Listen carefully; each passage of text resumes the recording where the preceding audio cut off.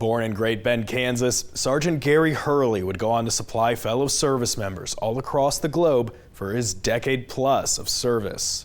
Being a supply tech, it was actually a calling for me, and it has benefited me since the day I chose that. Nearly 2 decades after his time in the service ended, Gary's commitment to the supply tech role is still in full force, albeit in a different manner nowadays. Working as a supply tech at the Cole Marie O'Neill Veterans Administration Medical Center in Topeka, he learned a lot of the skills he relies on nowadays through his service in the same position he held with the Army.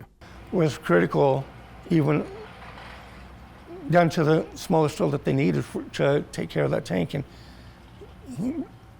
if something's wrong, they could, if something simple and easy, they had the tools to actually fix it. And I was able, if I was there with them, I would be right there, down there, getting dirty with them. Across Korea, North Carolina, Iraq, and beyond, Gary toured all over the world with different units and battalions, all within that supply role. The 1st Cavalry Division, we went over to Iraq, and we were tasked to be at the Baghdad International Airport, and we were right close to one of Saddam Hussein's palaces.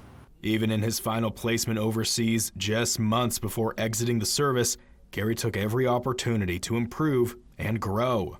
Not only was I learning how they do their supply work over there, I was also trying to teach them a little bit how Americans do it. And it really brought, an overwhelming